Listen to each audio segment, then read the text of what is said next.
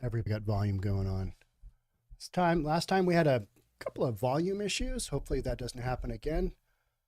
No way for us to fix that. It wasn't settings on our end. We just had to redo stuff. And here we are. So today we are talking about a Democrat run tourist town. It's Asheville, North Carolina. They've got a 200% increase in break ins amid a violent crime spike. At the very end of this article, we're going to see what they're kind of really talking about. But we talk about this kind of activity happening almost exclusively on the West Coast, right? Well, we're going to go to North Carolina and see what they've got going on because it is almost identical to what's happening here on the West Coast. Other articles we've got a good one. A defund the police. City council member in Los Angeles calls the police and begs them to help with one of his staffers' cars who nightmare. Just total nightmare. And then word came out, and the police are like, hey, you guys are hypocrites. Do you want the police or not?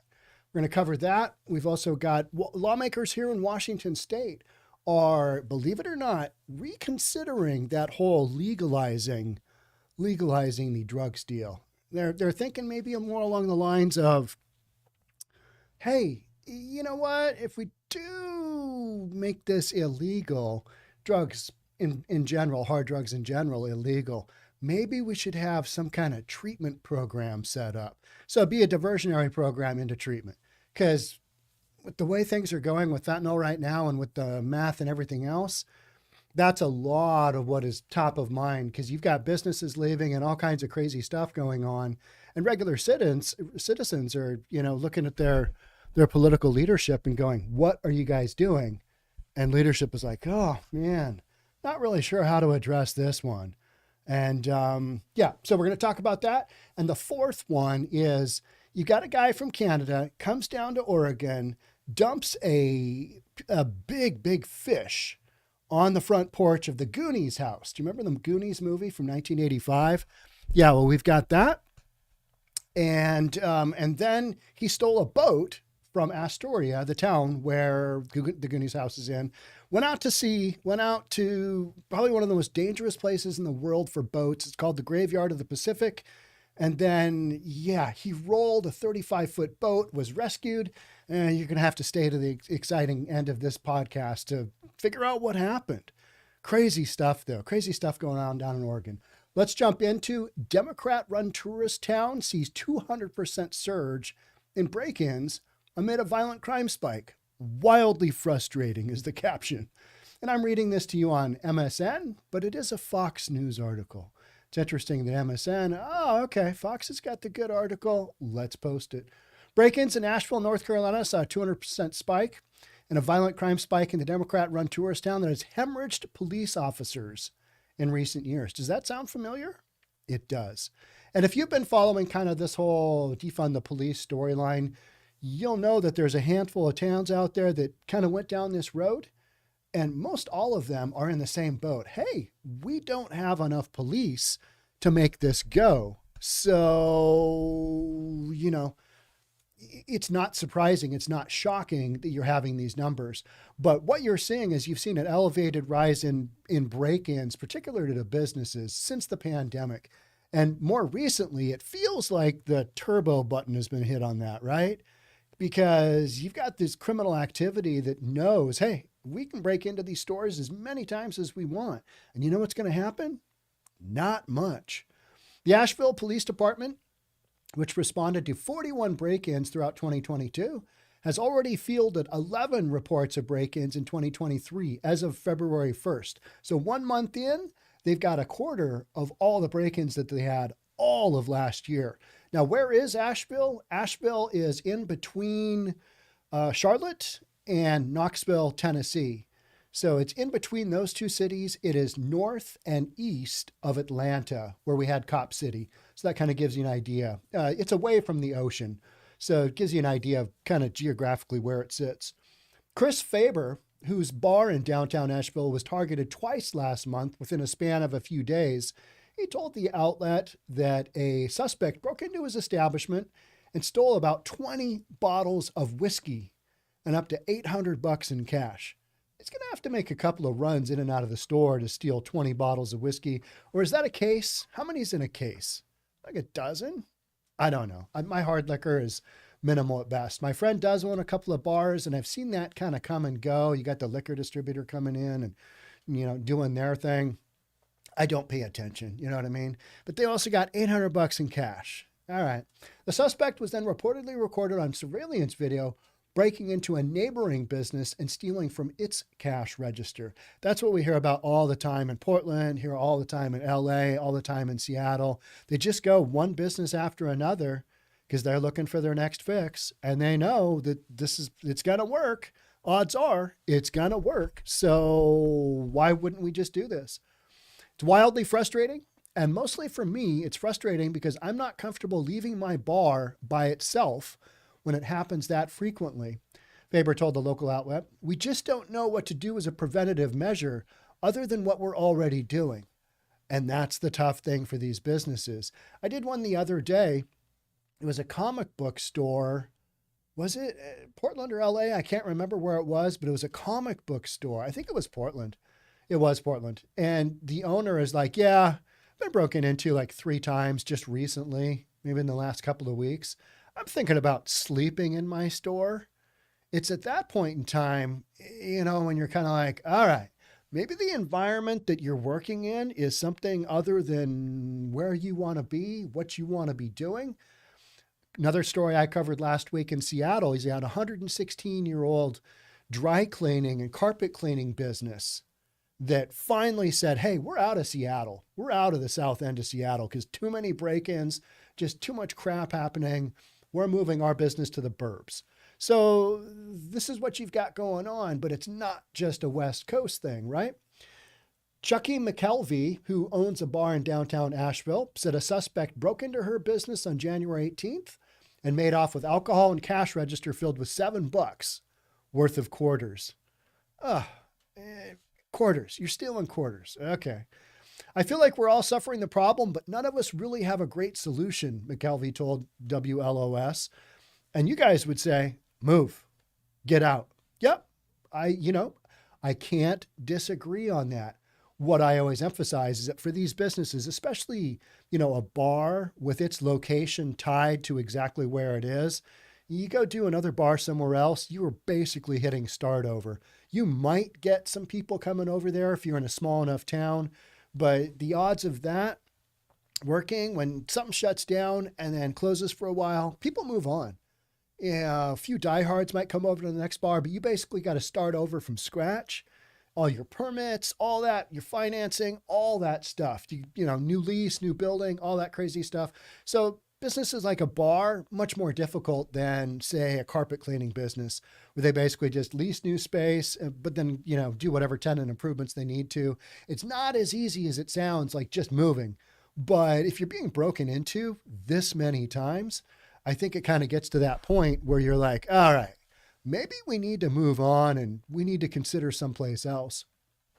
I feel like we're all suffering the problem, but none of us really have a great solution.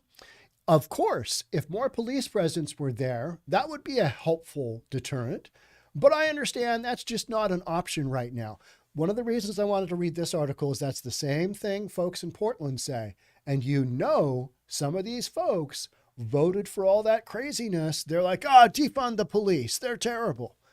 And now they're like, I really wish we would have some more police officers.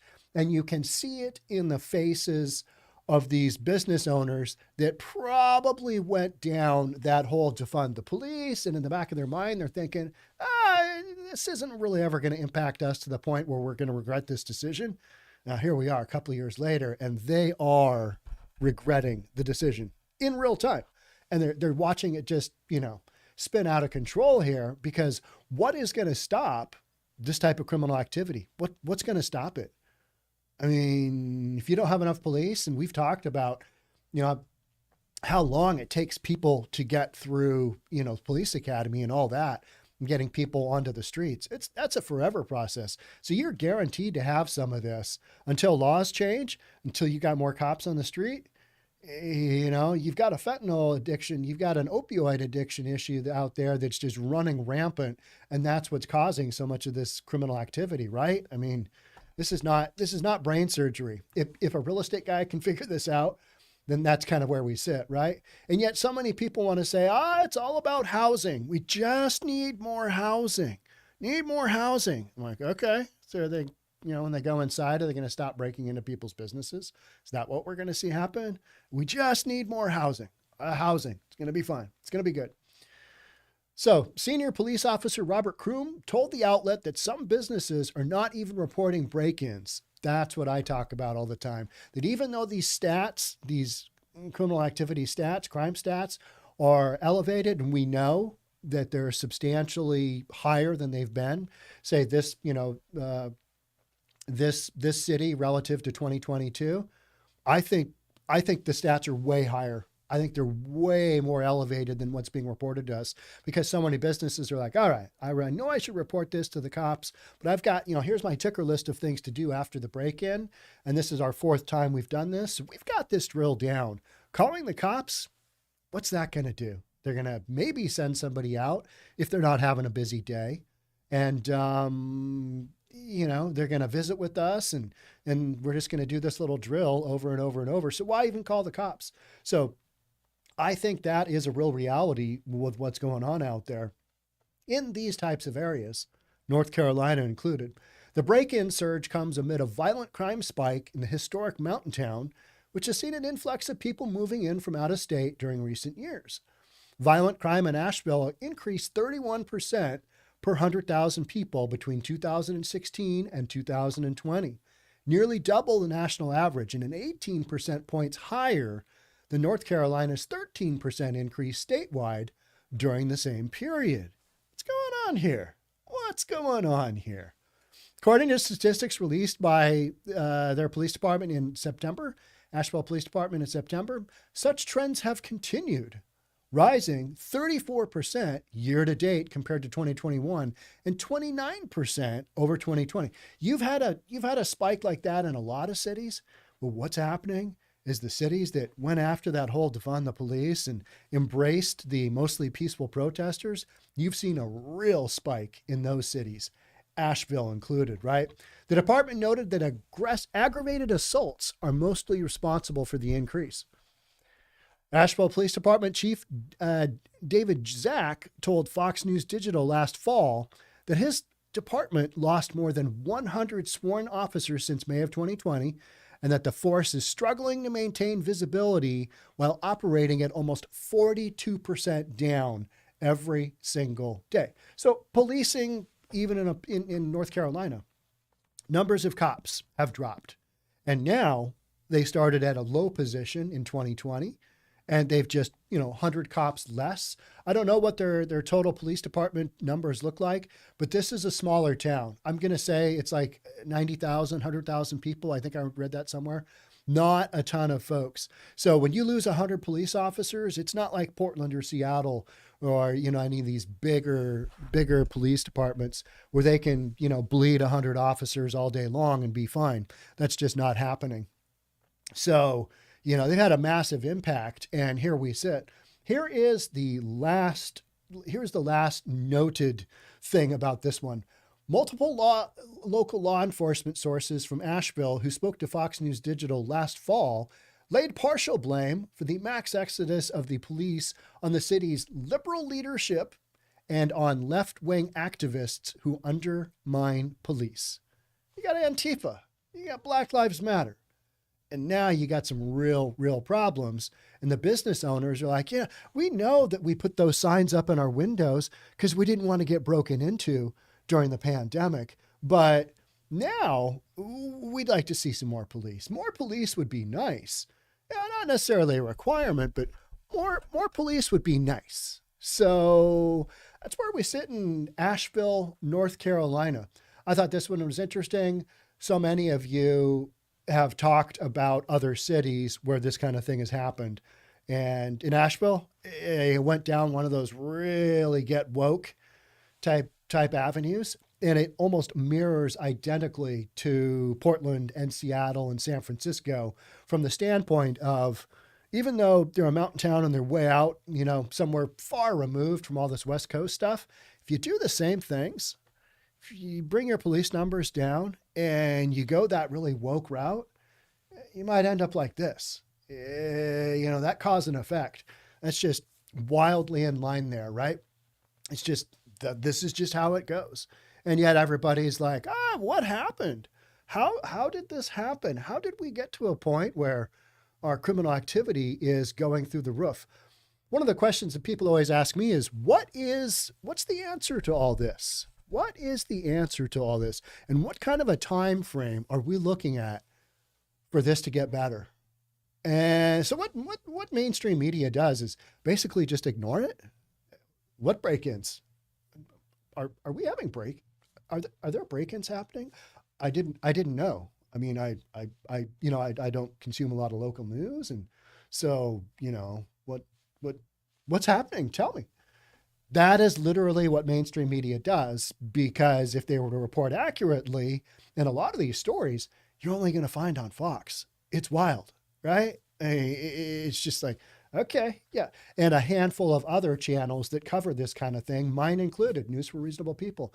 A lot of the storylines that I read, they only come from a handful of sources, because everybody else is like, there's no problem. There's no issues here. It's all good. How about those Bears? Just totally divert the subject to something else. And that's how we get here with this kind of thing.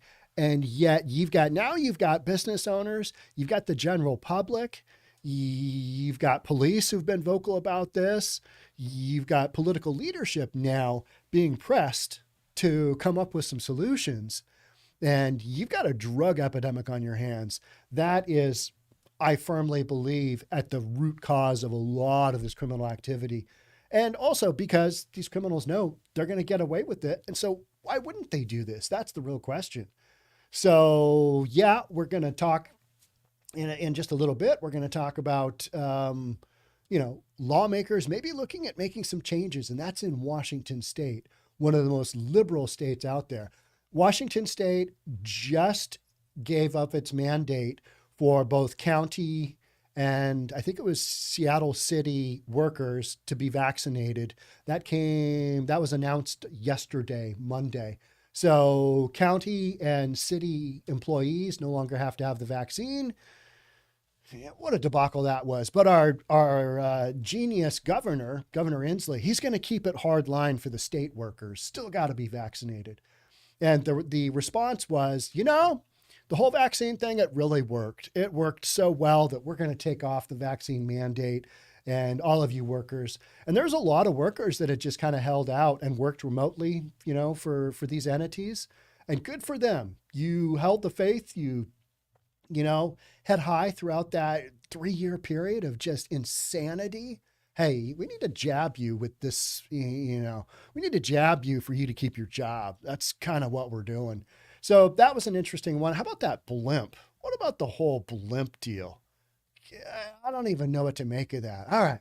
We don't want to drop it down because it's the size of like 3 school buses. Don't want to crush somebody on the ground.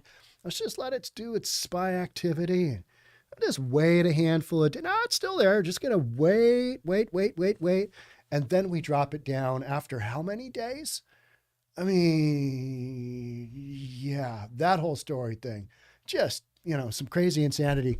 I'm going to see what you guys are talking about here.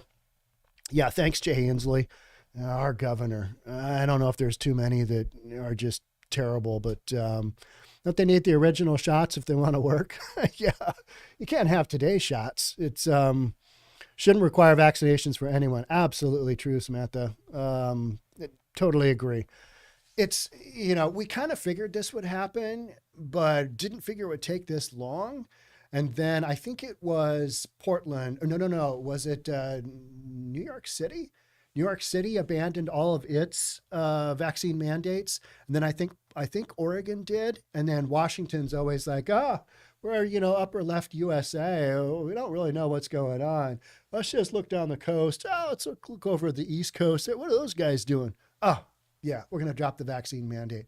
I mean, this is, the normal stuff that we get out of our political leadership here. And then we wonder, hey, how come things aren't really going all that well? Why are things, trending downwards towards a lot of these things that impact people like, crime and, people dying of drugs and homelessness and just crazy stuff like that. It's how you get here, right? It's how you get here. See if you guys have anything else. Somebody wake Maria Cantwell and Patty Murray up. Those people have been in place forever. Talking about politicians. The way Washington got where it is you've just had this, blue wave after blue wave after blue wave. And then people wonder, well, it can't be our politicians that got us here. Well, yeah, it is, right? It is. All right, let's jump into the second topic. And this one's kind of an entertaining one. Somebody sent this to me on Discord. If you haven't checked out Discord, check out our Discord channel. It's called Reasonable Plus. It's totally free. Should have a link on this description of this live stream, how you access Discord. And people are posting a ton of topics. Like, I think at least a couple of these storylines I'm reading today came from Discord. So you guys are posting them there, and a lot of people are joining. So it's a fun place for the Reasonable People community to hang out, because it's like-minded people. Because if you have some people posting, stuff that we don't approve of, just jump on them, just hammer on them. It's okay. It's a Discord channel. It's what we're doing. All right. Defund police lawmaker ripped for hypocrisy after the Los Angeles Police Department was called to watch the staffer's Lexus. Yeah, not even the councilman, one of his staff. Car broke down. Yo, guys, got a Lexus side of the road. Can you guys send, somebody by every 15, 20 minutes to make sure it doesn't get broken into? I don't know about you, but it only takes these thieves about a minute. Bash a window, open a door, check it out, grab stuff. They're off, right? So how many times are you going to want the police to go by? Let's check it out. Let's get into it. Los Angeles City Council member Hugo Soto Martinez slammed by local police union. How about calling AAA? AAA. I used to have AAA. I don't anymore. I don't know. I never ended up using it. You get a newer car, it never breaks down. Now I'll probably need it in the next week or so, right? A Los Angeles City Councilman who's expressed support for defunding and ultimately abolishing the police is under fire after his office called the Los Angeles Police Department to patrol a staffer's broke down Lexus. A staffer for Democrat Los Angeles City Council member Hugo Soto Martinez called the Los Angeles Police Department Wednesday evening asking for extra patrols throughout the night. This is LA. They've got better things to be doing. They are out there doing those better things, right? The gall of some people. Hey, yeah, I know about that whole defund the police. And that whole abolishment thing. We didn't want to get rid of all law enforcement. We didn't want to get rid of all the judges and the legal system and prisons. I mean, we did, but we need your help. So let's just try and move past that. And could you guys send a cop car like every 15 minutes past my staffers? Must have been an important staffer, right? I mean, what was that staffer doing to deserve this kind of attention? Inquiring minds want to know. Probably nothing. But this is how this goes, right? This is how these folks think, that when they need the help, they should get it. When they need the help, it should be there for them. But wait a minute, we wanted to defund the police. They wanted to defund the police. They wanted to get rid of, that was a big thing. We had a couple of council members in the city of Seattle that were into abolishment too. And it's like, really?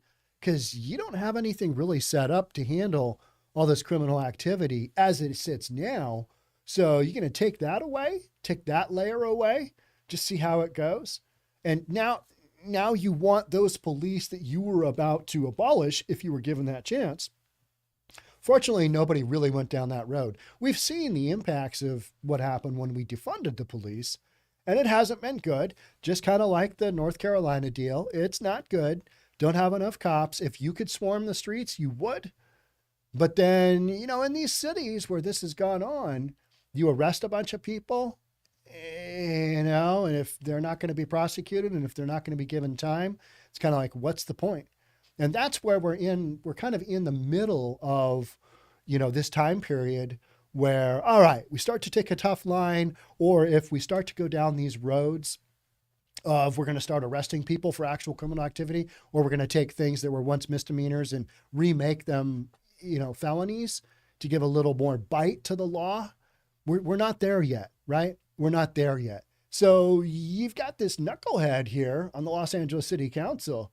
1 minute is defund the police, greatest idea ever, greatest concept ever. And then the next minute, he's not unlike any of these other officials who, they want their own privilege and everybody else. Screw those people. They don't really need the police. Los Angeles, it'd be probably fine without a police department, wouldn't it? Imagine Skid Row without any cops. I hear they rarely go there to begin with, but all right. So literally that would be the purge, right? There's no police presence at all, and they're not coming if somebody does something wild. All right, game on. I mean, that would be some real Mad Max territory, wouldn't it? So he asked for extra patrols throughout the night for his parked white Lexus after the vehicle broke down, according to reports. Can you believe he even made that phone call? Well, I'd like you to send over somebody. I'm a council member. We remember you. Weren't you on the whole defund and abolish? Oh, well, back then I was, but yeah, kid's car's broken down. So could you help him out? Can you help me out? I mean, do me a solid, even though I basically wanted your entire industry gone and defunded. Soto Martinez, who represents LA's District 13, previously identified himself as a police abolitionist on a Los Angeles City Council candidate questionnaire. That's when it was hot. It was a hot ticket item, right? At one point in time, it's like, oh, yeah, I'm totally into abolition. Now, not so much. In the 2020 or the 2022 elections, that became apparent early 2021. That was no longer a kosher thing to get into. That was no longer a kosher thing to basically be saying out loud. But these folks, with their information on the interweb, people do a quick search and everybody knows. Everybody in LA knows. All right, this council member, this council member, this council member, just like we do here in Seattle. In Seattle, we're going to have the majority of all of our city council positions are going to be open. Nobody's running for re-election. I think we've got 2 people that are going to stay on. 2 people that are going to go for re-election. The rest, everybody was like, nope, I'm bailing. I'm going to go do something else. And some of our worst council members, those positions will be up. So it'll be interesting to see what happens. I don't have a lot of faith that the people in Seattle recognize what's going on. They want their people on the city council, and we'll just get much of the same. And I will continue to have podcasts for years because of leadership going down these roads that got us where we are. The vice president of Los Angeles Police Protective League, Sergeant Jaretta Sandoz, slammed the hypocrisy from the far left official on Fox and Friends first Monday. I'm glad. I think that's great. You got to call it what it is. You got to make these people understand that, hey, you were going down these roads that were literally going to destroy your city even further if you can. I had a conversation yesterday with my eldest son. He's in downtown Seattle fairly often. He walked the Blade the other day and he was like, Dad, why do they allow that to happen? And, it's just open drug use and just wildly open. And I'm like, well, they've decriminalized possession of drugs. And if you're an addict, that's where you're going to go because you've got all the dealers there. And I was like, we're a bunch of dudes selling stolen stuff. He goes, yeah, up and down the street, bunch of teenage kids. I'm like, yeah, those are gang members. They're just selling their wares for their folks. And then people are shooting up. And this is literally like one street in downtown Seattle. It's like just been, we just gave it to them, even though we've had an emphasis patrol there. One of the other things we talked about is how bad Skid Row has become. I mean, it's become just it's been known as a community that's just horrible and horrific. Basically a 50-block area that they've just, all right, yeah, I'll let the purge happen here. And that's what goes on. It's just, insanity. So LA without cops. We have a serious crime problem in Los Angeles, she continued. We have murder We have homeless encampments. We have robberies, home invasion robberies. And then you have a councilman calling because his car broke down. That's unbelievable. We're down 700 police officers in Los Angeles. They're spread thin. And you have a councilman that's using his influence to have a police officer come to monitor his vehicle because it's a broken down. How about calling AAA? And it wasn't even the council member's car. It was a staff member's car. Can you help our crew out? I mean, it's a nice Lexus, It's a nice Lexus. It's really good shape. It's had the oil changed, consistently every 3,000 miles. So you send a cop car by and just, would you just, put a police officer, maybe lean him up against the hood and pretend that they're pulling somebody over and just, leave that cop there until we able to get a tow truck there to, help us out? Wild stuff, right? And just the hypocrisy is amazing. When reached for comment on the call, the councilman's office told Fox 11 Los Angeles that he is upset by the incident. This is upsetting. I called the police and I got called out on it. This is upsetting. It's come to our attention that it's a deputy staffer had some contact with the LAPD regarding his personal vehicle. We're investigating this matter internally and will be taking appropriate action. Council member Soto Martinez is very upset as this does not reflect the values of transparency, responsible governance, and being accountable to the community that elected him, the statement read. All right, so we're doing the blame game here. Doing the blame game. Okay, now you were for defunding the police and you were an abolitionist and you called on behalf of the staffer, and now it looks like you're blaming the staffer because this isn't the transparent. What do you got going on here? Yeah, it just seems like a bunch of nonsense to me, right? Doesn't it just seem like nonsense? Feels like it. It's like, okay, but this is nothing new, is it? This is nothing new. This is just kind of how that goes.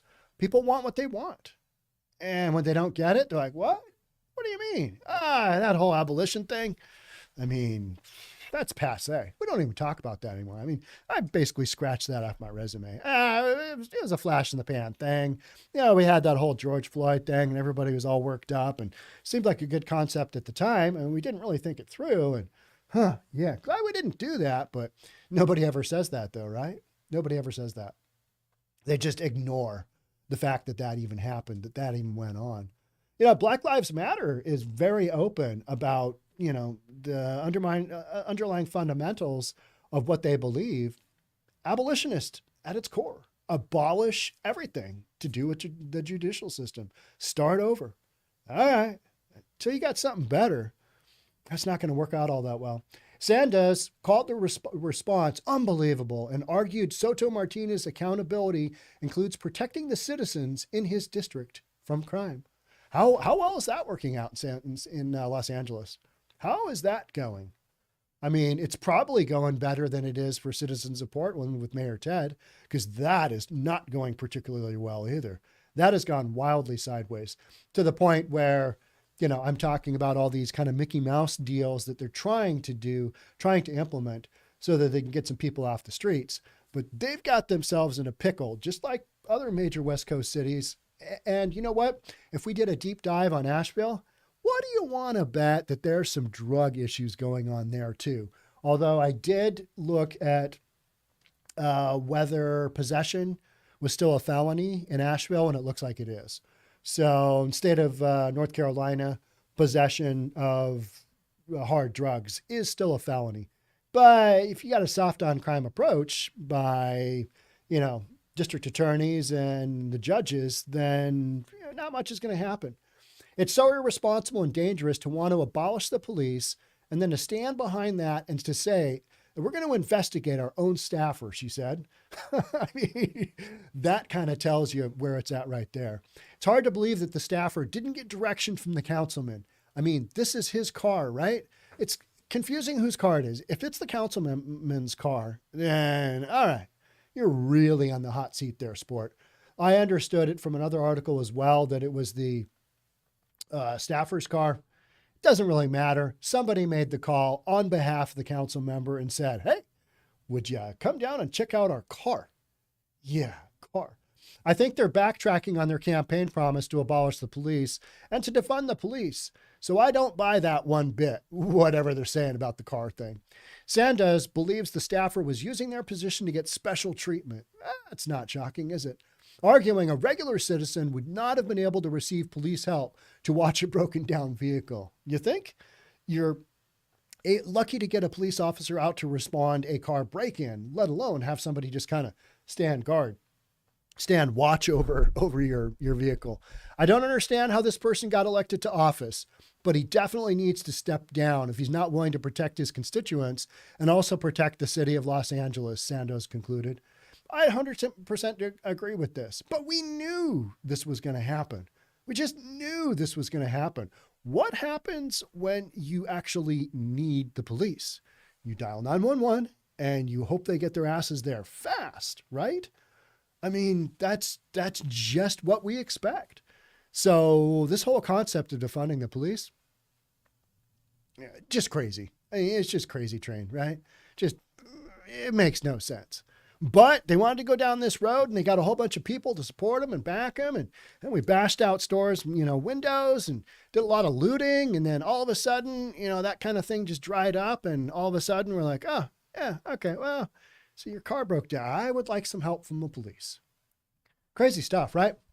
All right, that's it for me on this one. Let's see what you guys are talking about. What has happened to property values in these areas that are corporations buying them?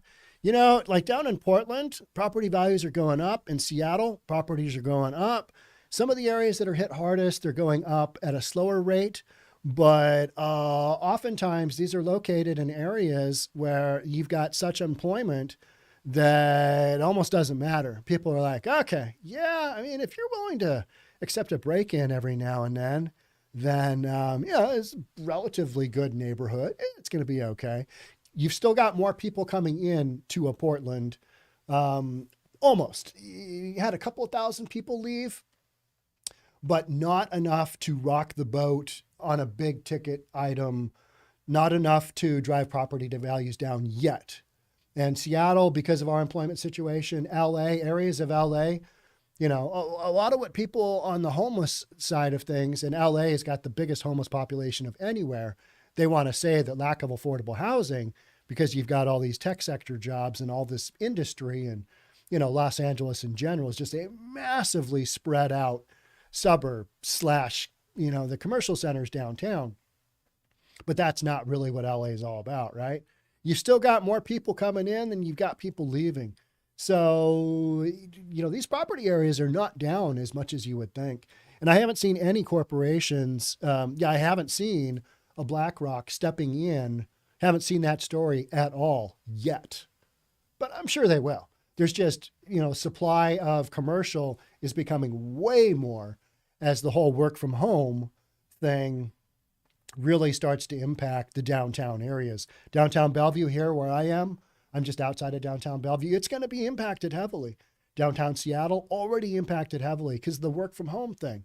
And all these businesses are like, all right, can't seem to get our folks back into the office because everybody wants to work remotely. Looks like we don't need all this space. So you've got all these vacant buildings with leases that companies are just running out.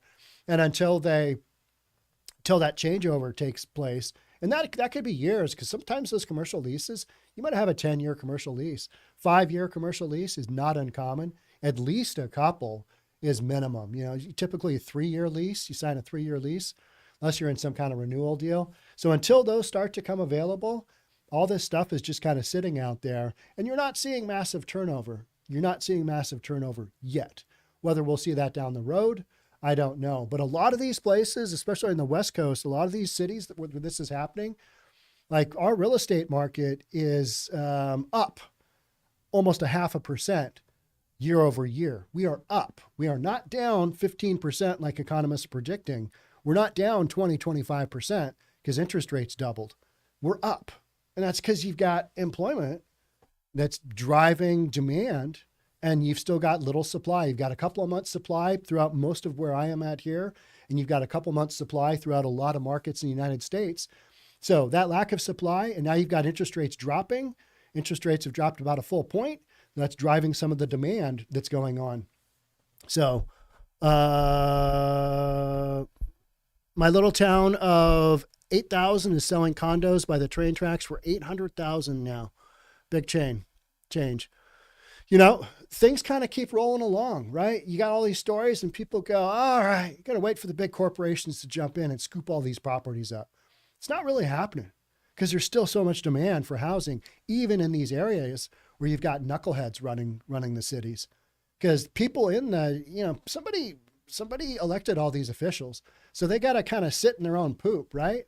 And that poop right now, to me, is a massive opioid epidemic. Massive. And we're just going to watch that. We're watching that unfold right in front of us.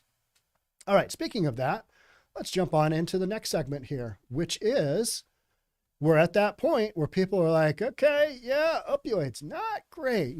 Maybe the whole decriminalizing drugs, hard drugs, maybe that wasn't the greatest concept. But Vancouver, BC just did it. They're in the process right now of decriminalizing possession of hard drugs. I don't know how they can look around at other cities in proximity to them and go, all right, well, Portland's looking pretty good. It's looking good. They decriminalized drugs and nothing really bad happened there. Seattle, oh, yes, yeah, Seattle's got some, well, now that I look at Portland, they got some issues. Yeah, LA, yeah, yep, San Francisco, yeah. Had a little chat about the Tenderloin with my oldest son yesterday. It's like, Dad, have you heard of the Tenderloin? Yes, I have. Podcast on it pretty often. And it's just one of those areas that over time gets run over, like Skid Row, but Skid Row is in LA that's been like destination. All right, guys, here is your 50 block neighborhood. You want to go do shenanigans? You go there.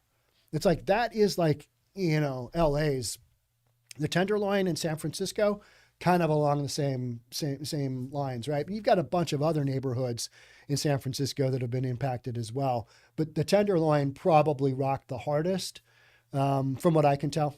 And so, you've got lawmakers in Washington going, lawmakers consider options to change Washington drug laws and require rehab for offenders. We're coming full circle. Here we go. All right, let's just see how this one worked out. Let's see how the whole decriminalizing drugs works out. That should be fine. You won't have a spike in demand for drugs if you make it, decriminalize that, and you decriminalize all the activities that people can get said small amounts of money for their drugs, mainly stealing from the community, stealing from local businesses. And then, since we're not going to prosecute them, we'll just, keep this system going. It's a great ecosystem for crime and overdosing. And now the overdose numbers are getting to that point where local officials are like, okay, yeah, maybe this wasn't the greatest of concepts. Maybe we need to rethink and reimagine this. And that's what we're doing. Require rehab for offenders. Could you imagine that first offender that gets busted? I got to go to rehab. I did the same crap 22 times before and I never had to go to rehab. What are you talking about? Yeah. Hello, we changed the laws. Oh, that's not good. Washington lawmakers are considering several bills to decide how the state will handle drug laws in the wake of a 2021 Supreme Court ruling that struck down the state's felony drug possession statute. It was based on a woman who borrowed a pair of pants from a friend that had drugs in the pocket that were not her drugs. So we decriminalized possession is essentially what happened, right?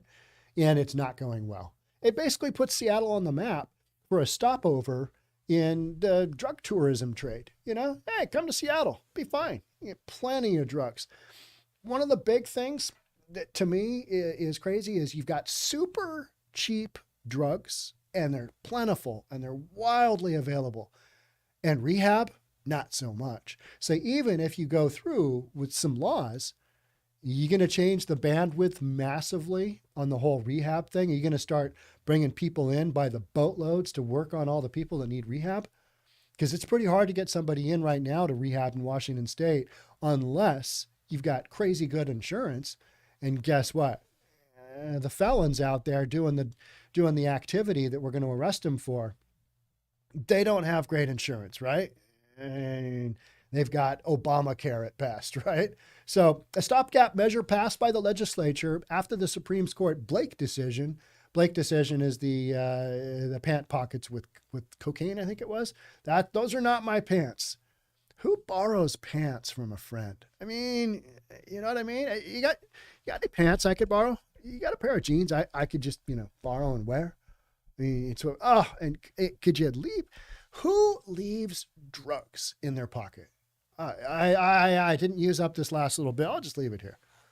Seriously? I mean, Washington State is so weak. The Senate Law and Justice Committee heard proposals Tuesday for new laws that would criminalize drug possession and incentivize drug users to go to rehab. Okay. Are you really going to incentivize them to go to rehab? Are they going to, they're going to do 45 days in jail, or they're going to go to rehab? I could see a bunch of guys saying, rehab, screw that. No way, I'm just going to do 45 days. Because are they going to have to do 30-day treatment? Are they going to have to detox? They're probably going to take the 45 days of incarceration, right? And a felony on their record. Yeah, why wouldn't they? Because it's not like they're needing a clean resume. Senator Jesse Solomon, Democrat from Shoreline, is sponsoring one of the proposals, SB 5476, which would require people arrested for drug possession to engage in treatment or face at least 45 days in jail. Here we go. Here we go. Is this going to happen? Some version of this will happen eventually. They're going to hem and haw, and people are going to say, well, incarceration doesn't teach anybody anything.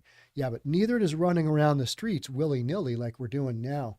Another thing I was talking to my son with was how crazy Aurora Avenue North in Seattle is, where you have basically decriminalized, you haven't decriminalized prostitution, but you've decriminalized standing around soliciting for prostitution. You can now solicit wildly open. You just can't do the actual act and get paid for it. So we've got all kinds of people up from California, all kinds of trafficking going on in a certain section of town. And it's kind of like the Blade in downtown Seattle. You've got this area where it's just like, all right, guys, do your thing. We're going to talk about cleaning this up, but we're never really going to do anything about it.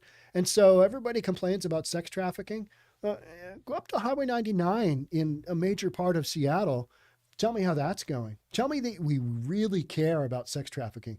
We could give a crap, because you got girls walking up and down there. I mean, all day long, Our communities are suffering from rampant public drug use. I think we need to send a message to judges that they need to take these charges seriously, Solomon said. This creates a system where they can be arrested, not with the intent to jail them, but to say, look, the state and cities that need an option to get people into treatment. Totally agreed, but who was it that decriminalized drugs? Is it our people in the state legislature? It was, wasn't it? Huh. So this is something we created. These laws don't magically jump on the books by themselves, right? So you've got people that the citizens voted in. So now those citizens are going to have to go, you know what? We're going to have to reimagine this. We're going to have to take a slightly different approach because, this is somebody saying, okay, I understand that we've got a wildly out of control situation, and there are parts of Shoreline that are wildly out of control. So this individual would know. State Bill 5476 would dismiss charges if the offender completes drug treatment before conviction, and vacate a conviction if the offender completes substance abuse disorder treatment as a condition of probation. We've been down these roads before, right? And we're just basically doing the same thing over and over and over. State Bill 5035, sponsored by Senator Mike Patton, a Republican from Spokane Valley, would make possession of a counterfeit substance as a Class C felony. It's counterfeit substance, that's interesting, and encourage prosecutors to divert an individual's first charge to drug treatment. We need the proper leverage to get these people into treatment. A misdemeanor charge won't compel them to get into treatment as much as a felony charge. Agreed, but at this point in time, our playing field is so wide open that I'm not sure that a reversal back to where we were before is really going to have much impact. Are you going to be able to how many people are you going to be able to take off the streets? Like seriously, how many are you going to be able to take thousands of people off the streets quickly? Because if you're not, then this stuff just keeps going. It just keeps going and building. And, more Businesses are broken into because people need to fuel their addictions. And this is what's driving all of that theft out there. It's not people, I'm looking to make my mortgage payment. I got to go out and do some robbing and stealing to make this happen. That's not how it goes. These are people desperate for their next fix. They know tomorrow they're going to go into, they're going to go into their body just screaming out for those drugs unless they've got enough money to figure out a way to buy that, next fix. And if they don't, it's not a good thing for them. It's not, tough go for them. That's their own fault. They make the decision to go down that road, they get hooked. It's their own fault. So lawmakers now trying to get some teeth into the law. Man, I don't know. You're starting off, with these small incremental changes. You need some big whoppers to change any of this. And we don't have politicians here in the state of Washington that have the backbone to make any kind of change, I don't think, in my opinion. We haven't seen it before. All of a sudden, why would that change? And like the Seattle City Council, we're going to see what the citizens are, really kind of responding to, because now you've got a situation where you can't blame it on all of these existing council members, all the crime on them. You're going to be able to blame it on the said residents who voted for whomever the new folks are, because, that's how this works. So if you want to make some change, if you honestly think that what's going on in your town and you've voted blue before, you might want to take a look at somebody a little bit more moderate or even into that red category. I know it's shocking. I know it's shocking to say that, but so they're talking about getting the leverage to get people into treatment. And I think that's great. Do I think it's going to happen, here in the near future? Now we're going to have some, hemming and hawing around. We're going we'll have a couple of these things that won't pass. And then somebody somewhere is going to drop the hammer. Hey, we need to get this going. We can't have these streets run like the way they are right now. And so, something will change somewhere, and then we'll start to go down that road. Maybe. It is Washington State after all. State Bill 5536 would create pretrial diversion programs for people charged with possession of a prohibited substance and would vacate convictions if the individual completes substance abuse treatment. We have been down this road before. Did it work then? No, but it's going to work even worse now because nobody really believes in this system. We don't have a substance abuse system that works. It's just not happening. So these bills, I think these bills are a step in the right direction. Will they happen in the state of Washington? Probably not. I doubt it. I don't think people are there yet. You talk about people bottoming out from their addiction, whatever that may be.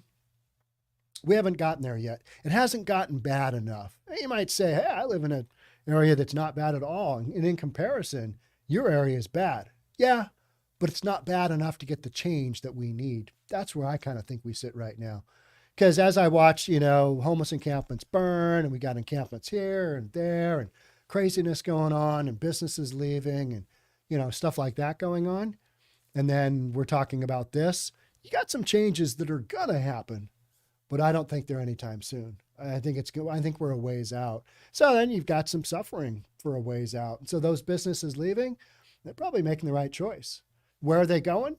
They're typically going to the suburbs because the suburbs didn't fall into all these games of, let's just, decriminalize everything and we'll see how it goes. And sure, this will work out.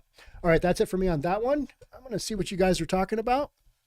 The system is in failure. A lot of people say that's what's going on. And you know what? I think a lot of aspects of the system, you're 100% correct. We need to form an ad hoc committee to study the problem. Yeah, I think that's already happening. But then they see the results and they're like, well, we just need more housing. We need more housing.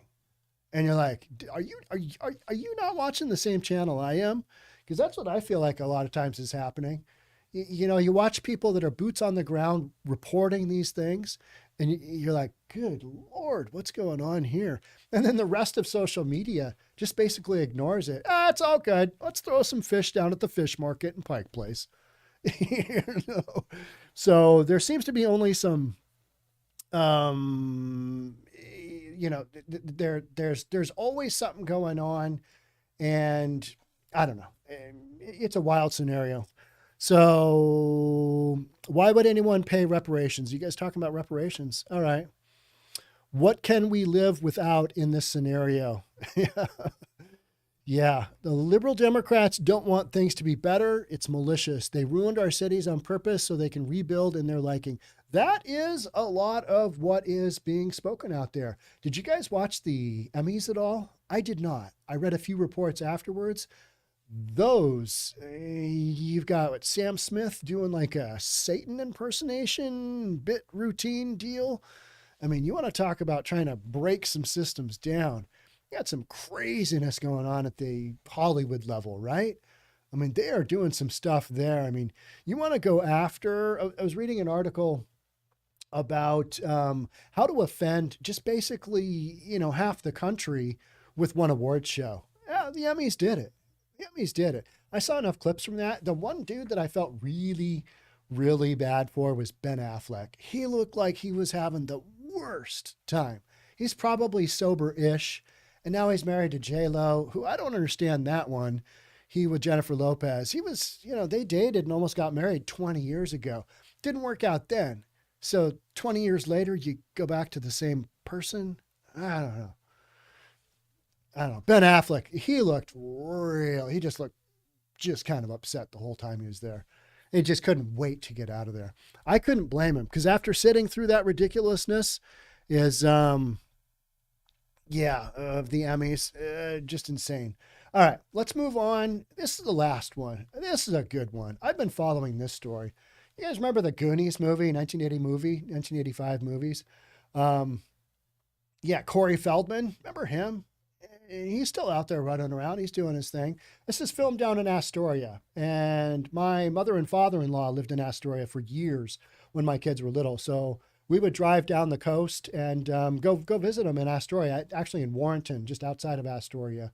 But a lot of this stuff here is based on the movie Free Willy. Remember that? The whale movie?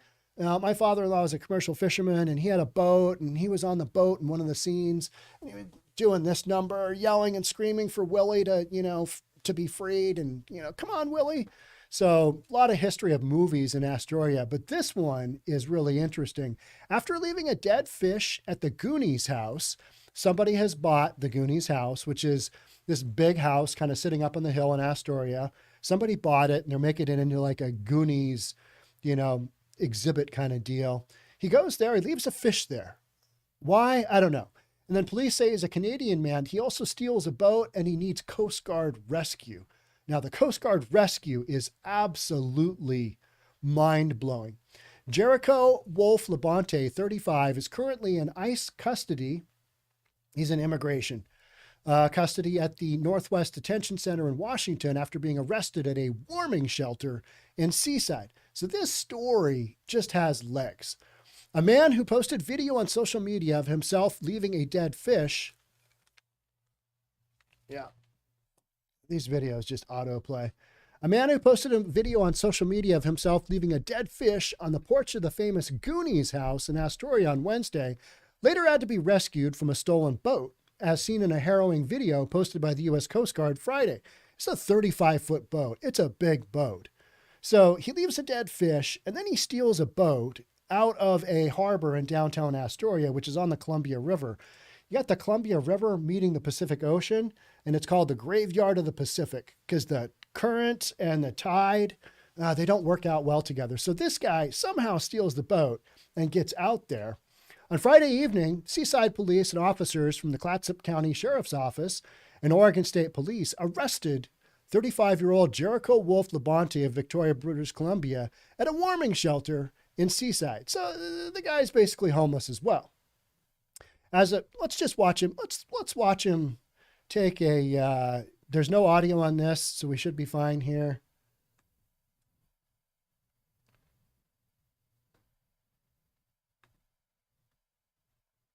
No, we're not looking to skip ad. All right, let's watch this guy. All right, looking around, probably super early in the morning, I am guessing.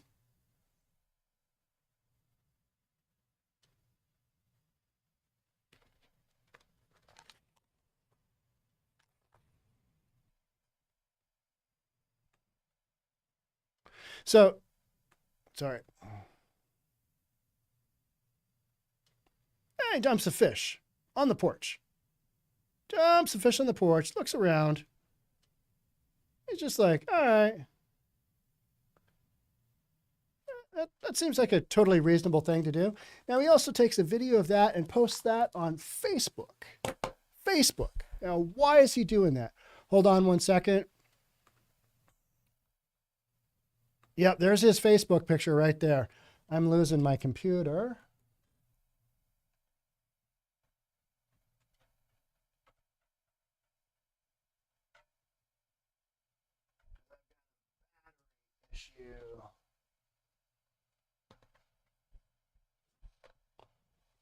Well, hopefully my computer sticks with it here. And if it doesn't, I'll just kind of tell you the story. So, guy does the fish thing, and he's down from Canada. He's just hanging out. As of Saturday afternoon, Labonte is in U.S. Immigration and Customs Enforcement. Officials said Labonte was wanted on charges of theft, endangering another person, unauthorized use of a vehicle, and criminal mischief. Additionally, he is a wanted fugitive out of British Columbia and a suspect in other cases. Police received a report Wednesday that the man, later identified as Labonte, had left a dead fish on the porch of the Goonies house in Astoria.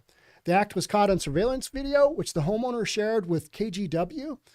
He's seen walking up. We just watched that. Okay. Fast forward to Friday. So that's a Thursday. On Friday, police said Labonte stole a boat called the Sandpiper from the West End Basin, which is in Astoria on the river, and later had to be rescued by the Coast Guard, according to Kelly.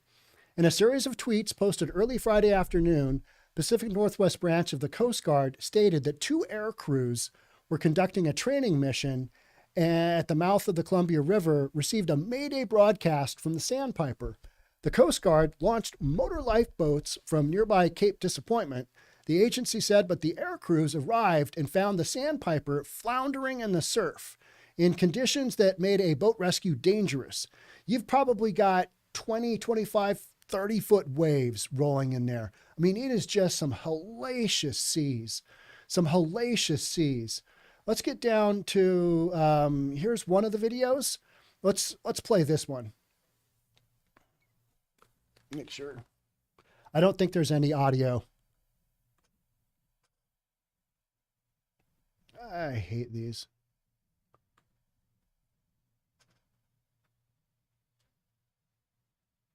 Okay, so you got the swimmer swimming out to him.